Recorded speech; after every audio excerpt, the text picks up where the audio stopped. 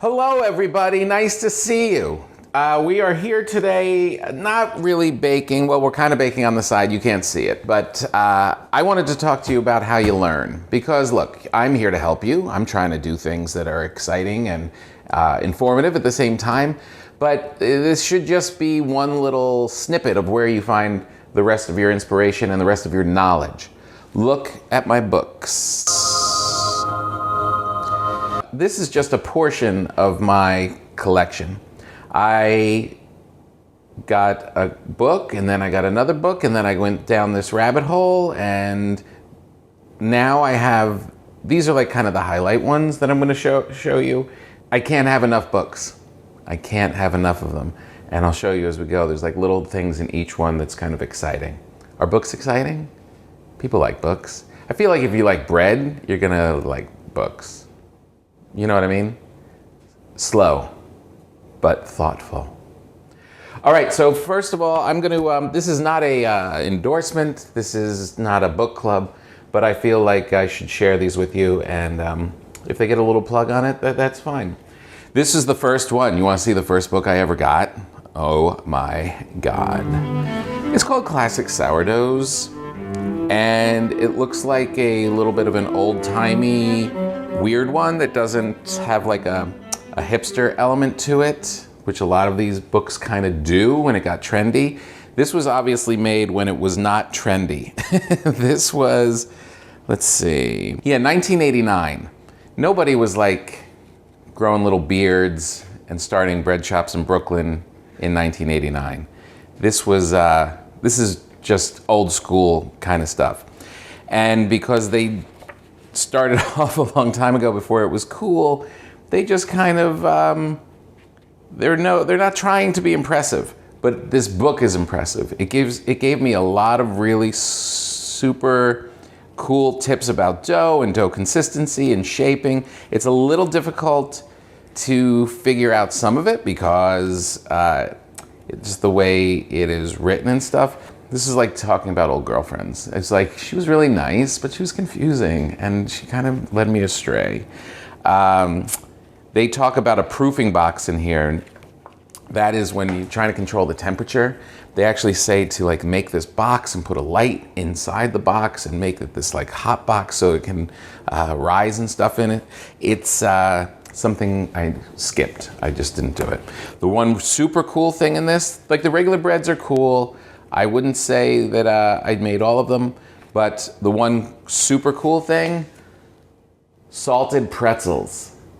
If you want to make people happy in your life, make pretzels, sourdough pretzels. Oh, man, they're good.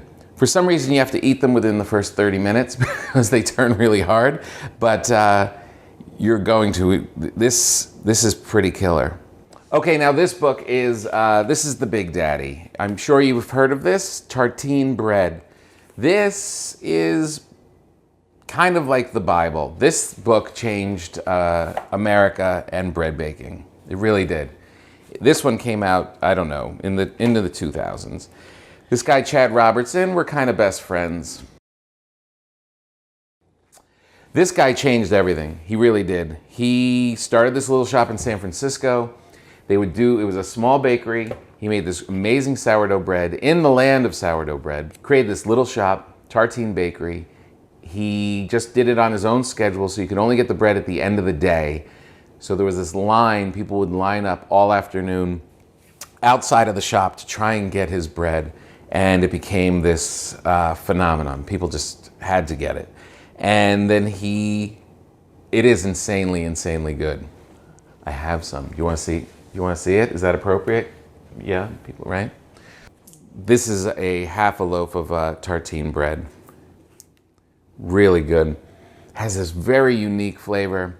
When Chad and I were hanging out and talking, I'm trying to find out what exactly the flour is because I follow everything in this book and it just doesn't come out the same.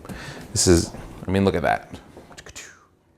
You know what I mean? Like it's like a whole different thing. Not that mine's bad. This is insanely good, and it's well written. It really takes the time to explain stuff. It's beautiful. It has these great shots of his friends that were baking.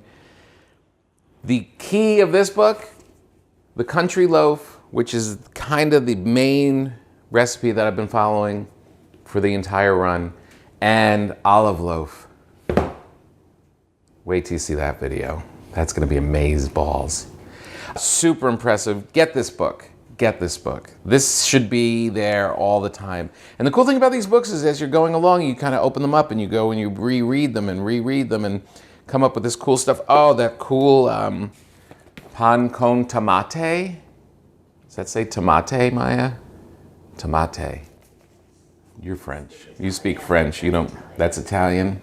Ah, good toast with tomato, extra special ham, and hard-aged cheese is a summer favorite. Oh, it's so good. It's so good.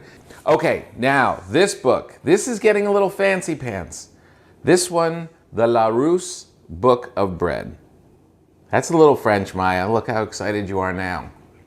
This guy, another great baker, not as traditional. The one thing he does, he throws yeast into every recipe. So he uses sourdough yeast, the traditional way, and then sprinkles a little extra yeast on it to make it active, shorten the time. And I was like, well, that's not pure, that's a violation. But it kind of is a smart thing. This is a little fancy pants, but the one thing that this book taught me, bagels. Oh, wait till we get to that episode. It's gonna be amazing. Bagels, oh my God.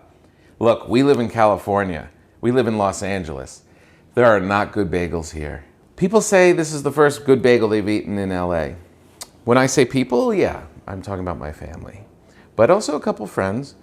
They're really good, and this is a good recipe for it. I haven't even gotten into a lot of the other fancy stuff in here, but this one was so good.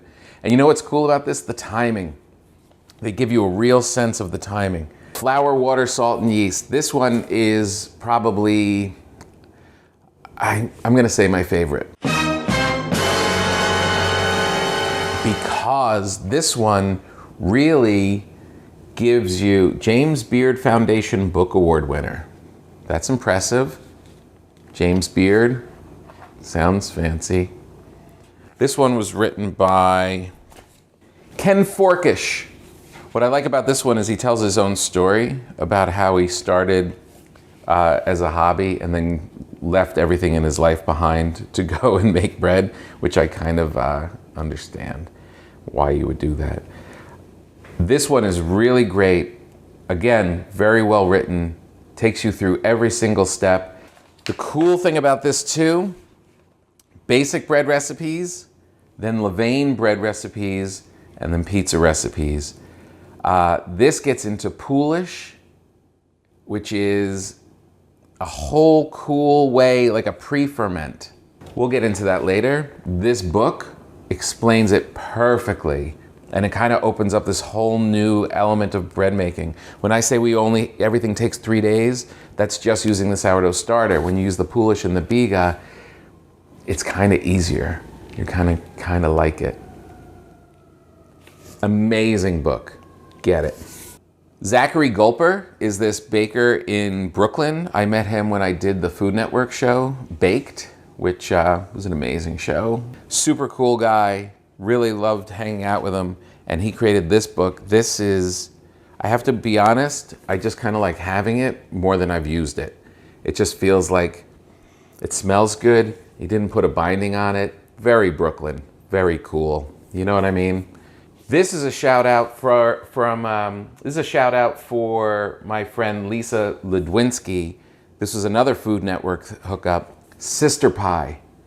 Amazing baker. Look at her. Isn't she adorable? She created this pie shop in Detroit. Bombed out Detroit. She found this great little spot on this corner. Part of like the young cool people that are coming back in and reviving Detroit, shop by shop. Like I've said, if you create a good bakery in a town, the town will be a better place. The community will improve. That's what she's doing. She makes amazing pies and scones and things like that. And I really recommend this book.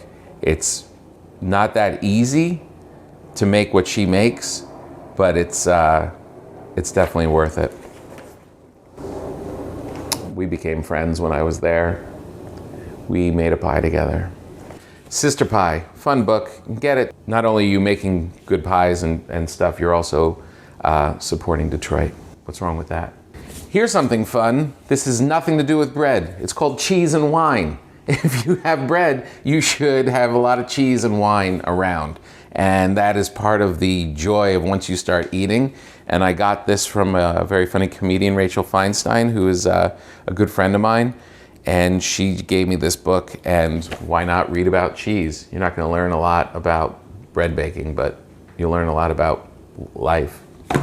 So that's it. I really encourage you to get books, and really, because it just immerses. I mean, this is fun. We're able to show you what to do and all that kind of cool stuff.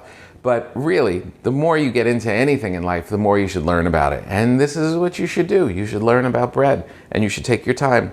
So that's it. These are pretty cool, aren't they? Maya, I think we're doing a good job. I would totally watch these videos. You should subscribe to these videos because we're going to put out a lot more. You could like them, I guess. You could tell your friends about them. You could make it your screensaver. You should take a screenshot of me holding and then put it and show your friends that. There's a lot of things you can do. Thank you for watching. See you next time.